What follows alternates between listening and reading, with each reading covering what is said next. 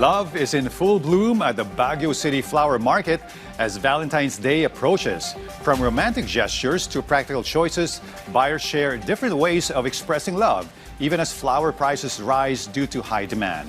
Angel Kim Pengosro reports on how love is being celebrated this Day of Hearts. Flower is a symbol of love. It's the most revered and sought-after gift every Valentine's Day. Some would prefer this as a gift while others would not. Just like Shani Lee, she hopes to receive flowers as a gift someday when she gets a suitor or lover. Hindi ko pa po natatry makatanggap ng flowers sa Valentine's. Parang ma-express din po yung mga love po nila sa tao. Angel, who has been married for 3 years, was happy buying flowers at the Baguio City Flower Market for her partner.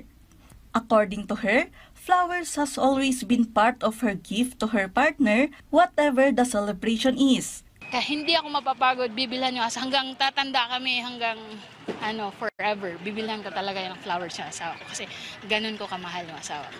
For others, they choose to be practical.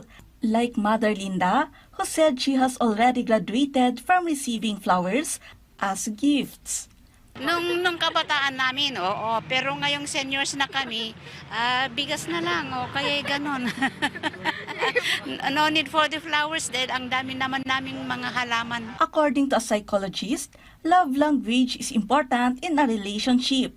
It is not shown only during Love Month or on Valentine's Day.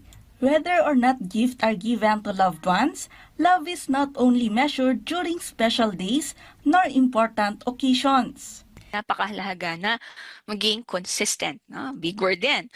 Tapos, intentional. So, hindi lang tuwing February, Feb-ibig, ika nga, kundi everyday living. It's important na you show your love intentionally, hindi napipilitan lang. No? Huwag nating hintayin lang yung special occasion bago tayo magsabi ng I love you, thank you, I appreciate you, I'm proud of you. Kasi itong mga daily affirmations na to builds yung ating emotional security. Meanwhile, at the Baguio City Flower Market, prices of flowers has increased as the demand rises. Local roses cost 100 pesos per piece, while imported roses is ranging from 150 to 250 pesos.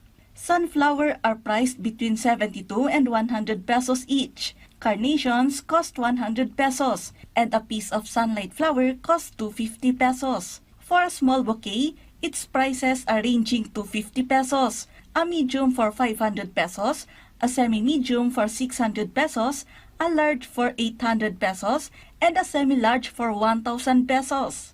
Extra large bouquets can also be customized, with prices starting at 1,000 pesos and up.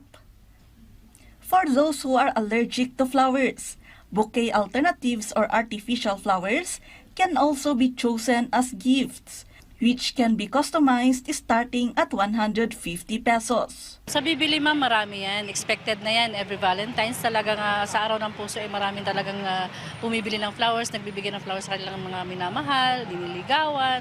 Hindi lang sa minamahal, sa mga parents, yan, sa teachers, lahat-lahat na yan. Hindi sa flowers kung gaano karami, marami tayong supply. Angel Kim Pengosro from the National TV Network for a new and better Philippines.